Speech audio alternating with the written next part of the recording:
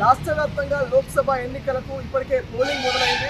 ఉదయం 7 గంటల నుంచి సాయంత్రం 6 గంటల వరకు అయితే ఆ పోలింగ్ ఉండబోతోంది. సో ప్రశాంతమైనటువంటి వాతావరణంలో ఎన్నికలు జరుగుతూ ఉన్నాయి.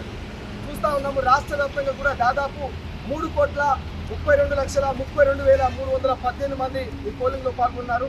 సో ఉదయం 7 గంటల నుంచి మొదలైనటువంటి పోలింగ్. సో ప్రస్తుతం మనము సికింద్రాబాద్ పార్లమెంట్కి సంబంధించినటువంటి ఒక పోలింగ్ బూత్లో ఉన్నాము. సో ఇక్కడ అన్ని రకాల ఏర్పాట్లు చేశారు.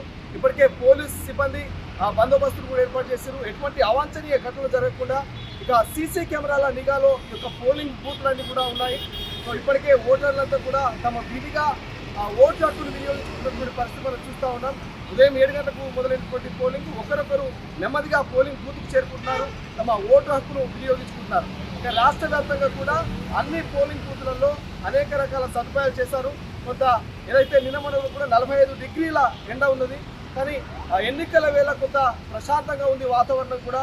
సో పెద్దగా ఎండ తీవ్రత కూడా కనిపించట్లేదు కాబట్టి ఓటర్లంతా కూడా బయటకు వచ్చి ఓటు చేయడానికి సిద్ధంగా ఉన్నట్టు తెలుస్తుంది. సో గత అసెంబ్లీ ఎన్నికల్లో చూసాము, అయితే అసెంబ్లీ ఎన్నికల్లో గ్రేటర్ హైదరాబాద్లో దాదాపు 37% మాత్రమే ఆ ఓట్లు హక్కును వినియోగించుకున్నట్టు తెలుస్తుంది. గ్రేటర్ హైదరాబాద్లో ప్రధానంగా చదువుకున్న వాళ్ళు మేధావులు ఉంటారు, కానీ గ్రేటర్ హైదరాబాద్లో ఓటు హక్కును వినియోగించుకోవడానికి చాలా మంది ఇబ్బందులు ఫీల్ అవుతుంది. ఒకసారి మాట్లాడాలి, ఓటు హక్కును వినియోగించుకోవడానికి ఏంటి అంటే గ్రేటర్ హైదరాబాద్లో చాలా తక్కువ అవుతుంటుంది. సో మీరేమో చెప్తారు, చాలా మంది ఓటు హక్కు వేయడానికి ఇబ్బంది పడుతుంది.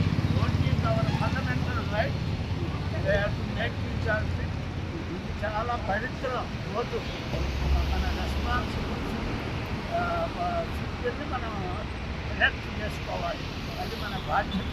మీరేం చెప్తారు యువతకు? చాలా మంది గ్రేటర్ హైదరాబాద్లో ఓటు వేయడానికి రాదు, ఎందుకంటే సెలవు ఇచ్చినప్పటికీ కూడా వాళ్ళు 50 టూర్లు వెళ్తున్నారు కానీ ఓటు వేయడానికి రావట్లేదు. ఈ సంవత్సరం అవేర్నెస్ చాలా బాగుంది. ఈ సంవత్సరం చాలా ఎక్కువగా పర్సంటేజ్ కూడా ఉంటుందని నా కోరిక. సో ఇది చాలా మంది చెప్పేది ఏంటంటే ఓటు హక్కును వినియోగించుకోండి. ఇప్పటికే ఆ ఎన్నికల సంఘం అవేర్నెస్ కల్పించింది. గతంలో ఏదైతే ఎన్నికల సమయంలో ఓటు హక్కును వినియోగించుకోకుండా చాలా మంది ఇళ్లకే పరిమితమయ్యారు, అటు యువత కావచ్చు, చదువుకున్న వాళ్ళు కావచ్చు. గ్రేటర్ హైదరాబాద్లో 100కు 37% మాత్రమే పోలింగ్. కానీ ఈసారి అలా కాకుండా ఎన్నికల సంఘం ఒక అడుగు ముందుకేసింది. అటు మెట్రో కావచ్చు, బస్టాండ్ కావచ్చు, ఇతర ప్రాంతాల్లో కొంత అవేర్నెస్ను కల్పించే బ్యానర్లను, ఫ్లెక్సీలను ఏర్పాటు చేసింది. ఎలాగైనా ఓటు హక్కును వినియోగించుకోవాలి, దేశ పౌరులుగా మన బాధ్యతైనటువంటి రీతిలో ప్రచారం చేసింది. సో చూద్దాం ఈసారైనా మరి నిజంగా ఓటర్లంతా ఇప్పటికే ప్రభుత్వం హాలిడేని ప్రకటించింది, ఓటు హక్కును వినియోగించుకోవాలని చెప్పింది. అటు సాటర్డే కావచ్చు, సండే కావచ్చు, మండే వరుసగా 3 రోజుల సెలవులు ఉన్నాయి కాబట్టి నిజంగా ఓటర్లు మరి తమ విధిగా ఓటు హక్కును వినియోగించుకుంటారా లేదా అటు చూడాల్సిన అవసరం అనేది కనిపిస్తుంది.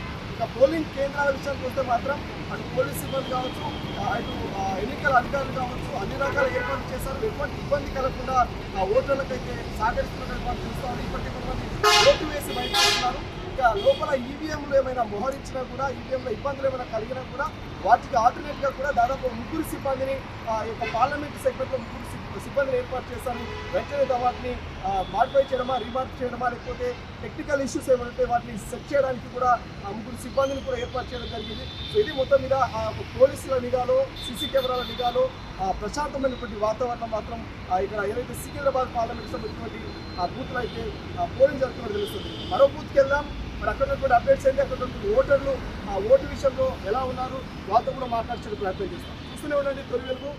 కెమెరా పర్సన్ అజయ్తో శ్రీశైలం. అసలైన తొలి వెలుగు. ఫాలో వాట్సాప్ @తొలి వెలుగు official.